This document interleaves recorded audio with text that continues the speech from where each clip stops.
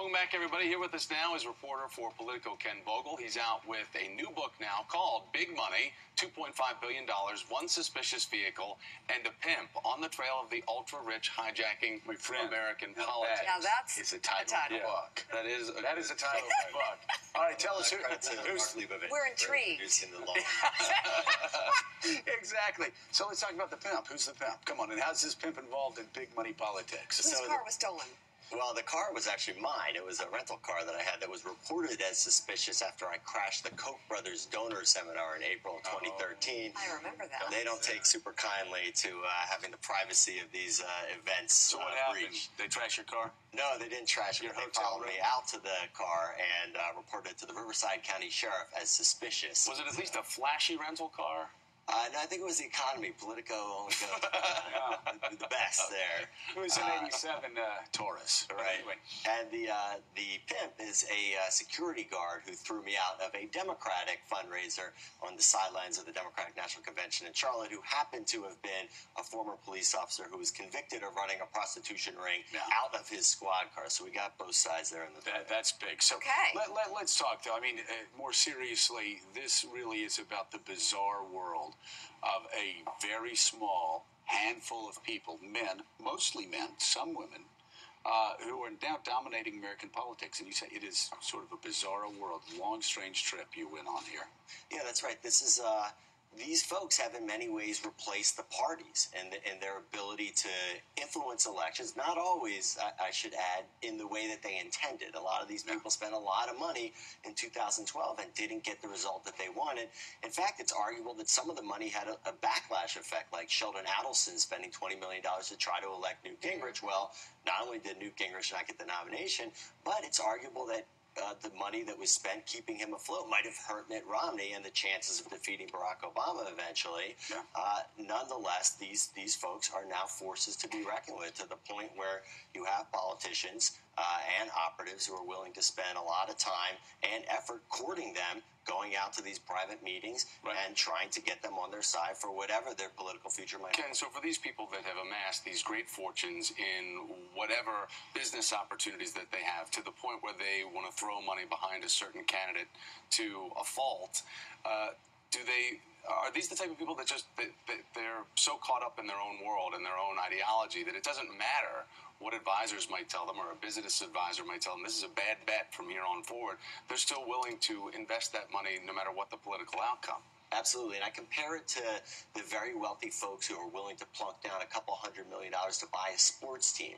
A lot of cases, in all cases, they're very wealthy, very successful folks who have succeeded in business by following their instincts. And so they think, hey, I love sports, I love politics, I'm going to spend a lot of money buying a team or investing in a super PAC. And because I've been so successful in my chosen field, I think that my instincts will also work in this field. So I'm going to tell the GM which quarterback to draft. I'm going to tell the coach which plays to run. I'm going to tell the super PAC operative which ads to air. I'm going to pick the candidate that I think is best, even though by all sort of outside political calculations, Newt Gingrich has no chance of winning the Republican nomination or the presidency.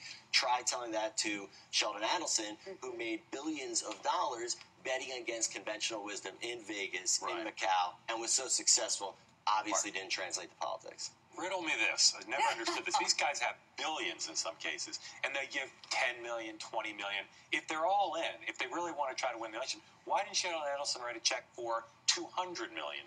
Which, again, talking about Newt Gingrich went South Carolina. That's right, if Adelson had decided to write another $20 million so Romney didn't crush him in Florida, he has more of a fair fight. It just seems why don't they go all just go all in? 20, 100 million, 200 million, 500 million. Yeah, and I don't think that some of the numbers that you're throwing out seem so extreme, but I don't think that they're totally out of the realm of possibility for future elections. Let's not forget that this new phenomenon where folks are willing to spend that much money, individual donors, is really only dates since 2010, the Supreme Court Citizens United decision and a subsequent decision that allowed for super PACs. And so I think we're really just seeing the tip of the iceberg.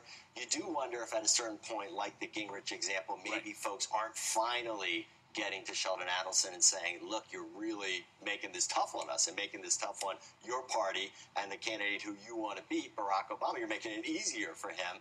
And so maybe there was a little bit of reason that was talked to him that reached him at a certain point. But who knows in 2016 or 2020 whether that's going to be the case or whether someone could. I mean, it's not out of the realm of possibility that there could be a major donor, a group of major donors who would spend $200, $500 million on a super PAC backing Hillary Clinton in 2016. So give us an example of a megalomaniac that decided he was going to or she was going to elect the next president of the United States and sort of, again, take us into this bizarro world.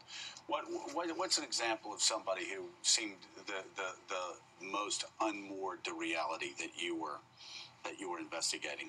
Well, I think Adelson, I've mentioned him a few times, whether he's moored to reality or not, he's the one that Republicans, his own side, are most scared of, and they consider him most of a wild card, and they are nervous about what he's going to do. And so you see this very deliberate courtship of him starting months ago, where we had the Sheldon primary out in Vegas, where we had a number of top Republican prospective presidential candidates, including Chris Christie, John Kasich, come out. Jeb was there, yeah. Jeb, right, and the big names. kiss And all the ring. saying his name in such a less knowing way, like, we are buddies. Yeah. It's a game. It's a huge money game. I think that's right, and I think there's a reason for that, and that is that this is not going to change anytime soon. This is the new normal, so if you know... Now, is this the new normal for Democrats as well as Republicans? We're mentioning a lot of Republican names here. We hear Steyer is bragging about spending $100 million. Is this going to be a Democrat? It's more of a Republican game now? I think Republicans were quicker to embrace it and rush into it. Part of it, I think, is because they were and have been the whole time in the opposition. Right. You know, the party that doesn't have the White House is the party whose donors get more excited. And it just so happens that this Supreme Court's Citizens United ruling and the subsequent rulings that really sparked this big explosion of money has happened during the Obama presidency.